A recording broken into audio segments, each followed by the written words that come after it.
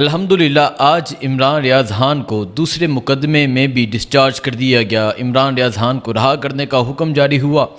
آپ کو پتہ ہے کہ عمران ریاض کو حج پہ جانے سے روکا گیا، احرام کی صورت میں عمران ریاض کو گرفتار کیا گیا۔ اس کے بعد جو ہوا آپ کو اپڈیٹ کرتا رہا، اور ابھی کی جو بڑی خبر ہے، ابھی کی جو خوشخبری ہے وہ یہ ہے کہ اب عمران ریاض کو دوسرے مقدمے سے بھی ڈسچارج کر دیا گیا ہے۔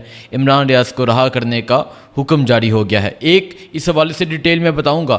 دوسرا، شاہد احمد فرحات جسے ایک لمبے عرصے سے گرفتار کیا گیا تھا، اسے بھی آج رہا کرنے کا حکم جاری ہو گیا ہے۔ اور تیسرا، صنم جاوید کے حوالے سے آج بتانا ضروری ہے، آج جمعے کا دن ہے، اور جو ظلم و ستم صنم جاوید اور اس کی فیملی پر ہو رہا ہے اس حوالے سے بھی آج بات کریں گے۔ چوتھا، پاکستان تحریک انصاف آج کیا کرے گی وہ بھی آپ کو بتاؤں گا۔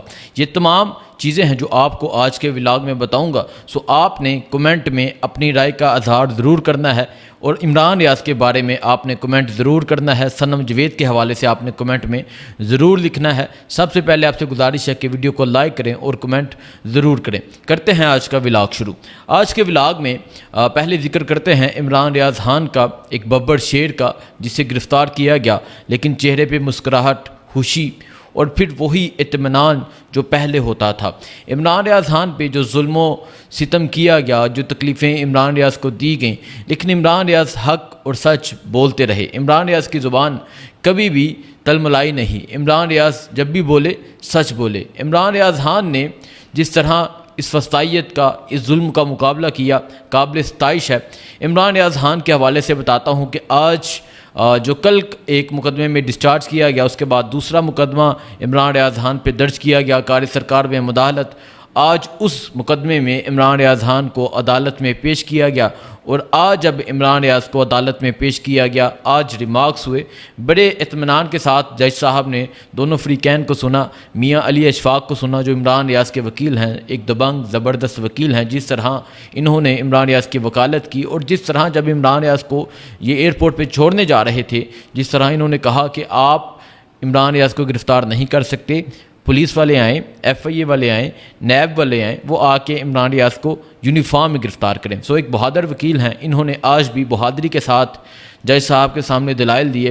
جج صاحب نے بڑے اطمینان کے ساتھ سنا، کیونکہ کار سرکار میں مداخلت کا مقدمہ درج کیا گیا تھا، ایک بوگس جعلی مقدمہ، اسی طرح کا مقدمہ جس طرح عمران ریاض خان پہ اس سے پہلے مقدمہ درج ہوا، وہ بھی ایک بوگس اور جعلی مقدمہ تھا۔ اس مقدمے کو ڈسچارج کر دیا گیا، اور آج عمران ریاض کو دوسرے مقدمے میں پیش کیا گیا۔ آج روٹین سے زیادہ سختی تھی۔ آج وہاں وکلاء پر تشدد ہوا، وکلاء سے موبائل چھینے گئے، ایک خاتون وکیل سے موبائل چھینا گیا، اور وہ یہ بتاتے ہوئے ایموشنل ہو گئیں کہ یہ کورٹ کے اندر ظلم ہو رہا ہے۔ اور اس طرح صحافیوں سے موبائل چھینے گئے، صحافیوں کو کوریج سے روکتے رہے۔ اس کی وجہ یہ ہے کہ عمران ریاض کے چہرے کی جو مسکراہٹ ہے، ہتھکڑیاں لگی ہوئی ہیں، اور جب بختر بندگاری میں عمران ریاض کو لے کے جا رہے ہیں، اور چہرے کی مسکراہٹ بتا رہی ہے کہ ظلم برداشت کر لیں گے، آپ کا ستم برداشت کر لیں گے، لیکن پاکستان زندہ باد کا نعرہ لگائیں گے۔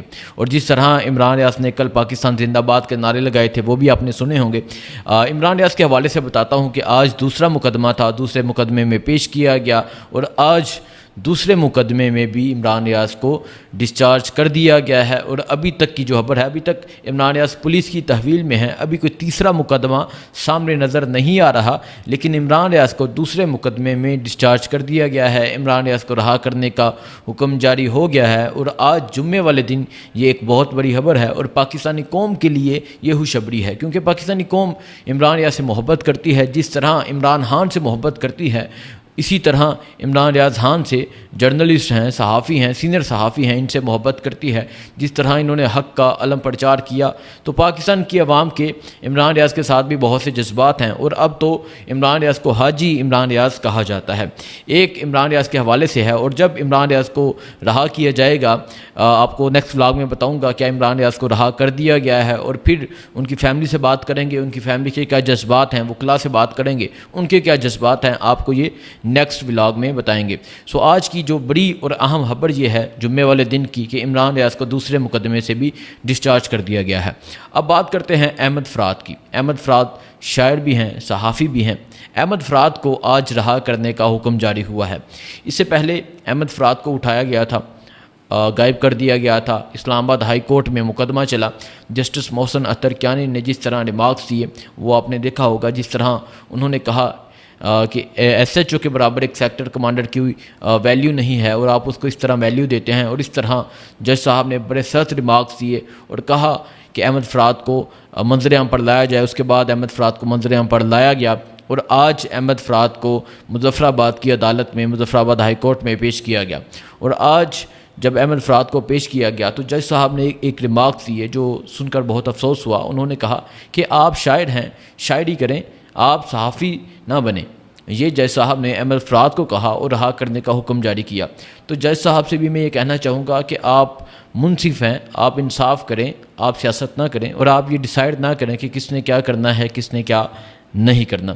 آج احمد فرات کو بھی ایک لمبے عرصے کے بعد آج رہا کرنے کا حکم جاری ہو گیا ہے، اور آج رہا کرنے کا حکم جاری ہونے کے پیچھے کچھ وجوہات ہیں، اور جو سب سے بڑی وجہ ہے وہ یہ ہے کشمیر میں ایک دفعہ پھر ایک بڑی تعداد میں لوگ نکل آئے، وہ احمد فرات کی رہائی کا مطالبہ کرتے رہے، اور اس کے علاوہ ان تمام لوگوں کی رہائی کا مطالبہ کرتے رہے جنہیں اٹھایا گیا، جنہیں گرفتار کیا گیا، جنہیں غائب کیا گیا، جنہوں نے پروٹیسٹ کیے تھے، اس کے بعد ان کی گرفتاریاں ہوتی ہیں۔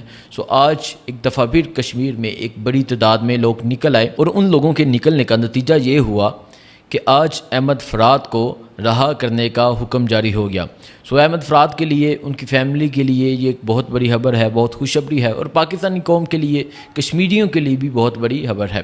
اس کی وجہ یہ ہے کہ احمد فرات نے کشمیریوں کی آواز بلند کی۔ احمد فرات نے جس طرح شعر و شاعری کی، وہ آپ نے سنا ہوگا، اس کو اٹھا لو، اس کو اٹھا لو، یہ شعر احمد فرات کا کافی وائرل ہوا، اور آج احمد فرات کو اٹھانے کے بعد رہا کرنے کا حکم جاری ہو گیا ہے۔ الحمدللہ وہ عید اپنے گھر والوں کے ساتھ منائیں گے اگر انہیں کسی دوسرے مقدمے میں گرفتار نہیں کیا جاتا۔ ایک احمد فرات کے حوالے سے بتانا تھا۔ اب تیسرا جو بہت ضروری ہے آج بات کرنا، صنم جاوید کے حوالے سے۔ صنم جاوید کو 10 مئی کو گرفتار کیا گیا تھا۔ صنم جاوید کو 10 مئی کو گرفتار کیا گیا، اور آج تقریباً 1.25 سال ہو گیا ہے صنم جاوید اس پولیس کی حراست میں ہے۔ کبھی کسی تھانے، کبھی کسی جیل، کبھی کسی تھانے، کبھی کسی جیل، کبھی قمر مشانی، کبھی سرگودا، کبھی لاہور، کبھی قصور، اور کبھی گجرانوالا۔ آج صنم جاوید کی گجرانوالا میں پیشی تھی، اور صنم جاوید کا 11 روزہ جسمانی ریمانڈ دے دیا گیا۔ سوال یہ ہے، ایک نہتی خاتون، ایک اکیلی خاتون کس طرح مختلف شہروں میں ہو سکتی ہے؟ ان عدلیہ کو، ان ججز کو یہ پوچھنا چاہیے کہ صنم جاوید کس طرح گجرانوالے میں پائی گئی۔ صنم جاوید لاہور میں موجود تھی، نظر آئی، ٹھیک ہے، لاہور میں ٹرائل ہوا، صنم جاوید کو رہا کرنے کا حکم جاری ہوا، صنم جاوید کی ضمانت ہو گئی، لیکن اس کے بعد جس طرح گرفتاریوں کا عمل جاری ہے، اور یہ ایک فسطائیت کا عمل جاری ہے، آپ یہ دیکھ رہے ہیں، لیکن صنم جاوید جب بھی عدالت میں پیش ہوتی ہے، چہرے پہ مسکراہٹ، اکیلی نہتی خاتون اس پورے نظام پہ باری ہو گئی ہے۔ صنم جاوید بہادری کا مظاہرہ کرتے ہوئے ان تمام نظام کو اور ان تمام لوگوں کو ننگا کر رہی ہے۔